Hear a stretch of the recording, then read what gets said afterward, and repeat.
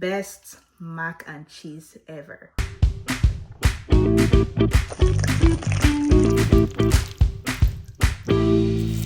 Hey family, so today we're gonna be making some baked mac and cheese. So let's get into it. So we're going to start off by grating our cheese. The first thing you need to know about mac and cheese is you need to grate your cheese at home. And for this recipe, we'll be using 3 different kinds of cheese. We're using 1 pound extra sharp cheddar cheese, 1 pound mozzarella cheese, and 8-ounce smoked Gouda. We need that flavor, right? Let's start grating, right? This feels so, I don't want to. I'm just gonna pour this in a bowl. And can you see how thick they look? Exactly. Ready, and this is what everything is giving. Everyone looks so cute, colorful, and beautiful. Just keep this in the fridge while we're prepping other things. Okay, so it's time to make our seasoning mix. I'll be using some smoked paprika. We want that smoky flavor. We're building flavor here. You don't need too much. Next, we're gonna go in with some cayenne pepper. Garlic powder, good amount in there. Next, we're gonna go with an all-purpose seasoning. To build that flavor, you need an all-purpose seasoning like Old Bay or beef bouillon or a chicken bouillon. I don't know which one to use. Let me do eeny, meeny, miny. Eeny, meeny, miny, Okay, I'm going to use beef bouillon. Good amount. We're just gonna give everything a good mix until it's fully combined. It should look something like this. Okay, so it's time to make our sauce, and while we do that, we're going to start boiling some water for pasta for a few minutes, and I'm going to show you what it looks like before you put your pasta in. So now that our pan is a little bit hot, we're going to go in with 2 tablespoons of unsalted butter.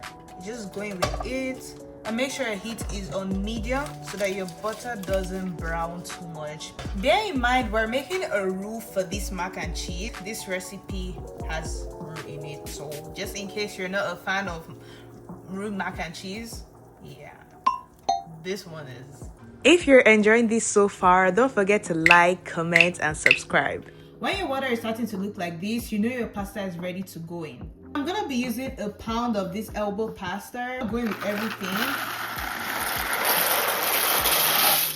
I'll go in with some salt, not too much, but a good amount. You're gonna let this boil for about 8 minutes, and then when it's done, you're gonna drain it and set it aside. I'm gonna be using 2 tablespoons of all-purpose flour. I'm gonna start with 1 first. That is how you do it. If you add the 2 tablespoons at the same time, it's going to start forming lumps, and this is going to ruin your mac and cheese, and you definitely do not want that. So I'm just gonna start with 1. Make sure your heat is on medium to low. There.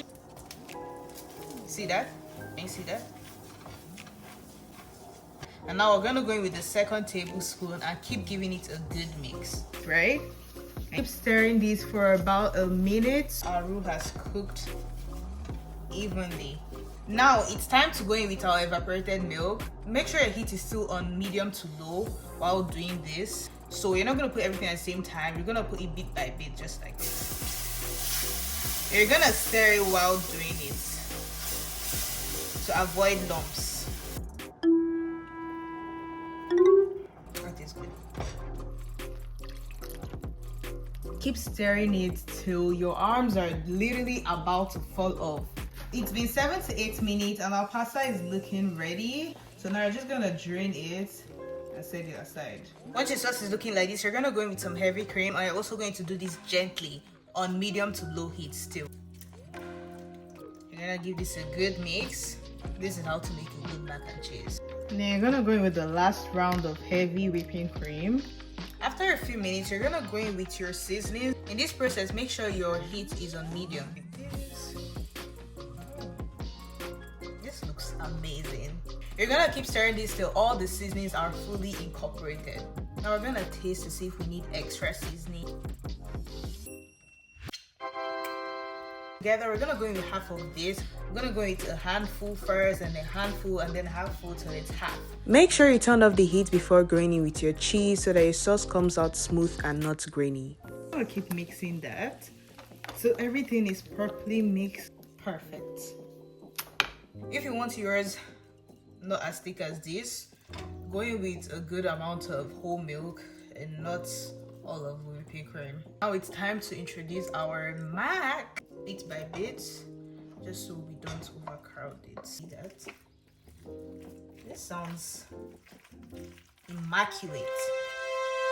I don't want to go in with the rest of the pasta, but you can go in with all of yours. I'm going with all of mine because I like the consistency. Yeah. Just listen to that for yourself. Moment of silence. Now it's time to assemble. So I'm just gonna go in with some.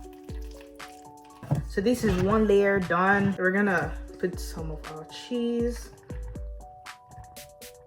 Then we're gonna top it off with the remaining mac.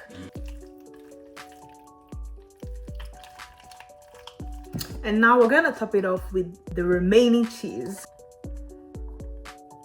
I'm already preheating my oven at 350 degrees Fahrenheit for just a few minutes. Guys, it looks so pretty. So we're gonna pop this in the oven at 350 degrees Fahrenheit for 25 minutes. Then we're gonna broil for 1 to 2 minutes. This is what it looks like after 25 minutes. So now we're gonna broil it for about a minute or two. Ooh, yeah.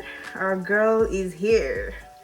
I'm just gonna garnish this with a little bit of dried parsley, just for that color.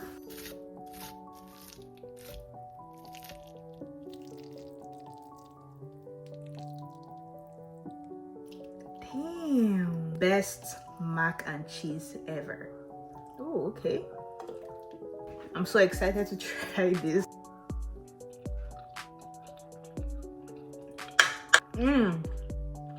The best.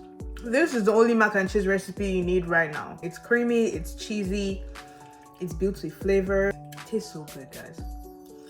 And I promise y'all, if you try this recipe, you're never gonna regret it. And that's it for today, guys. Bye, family. Mwah.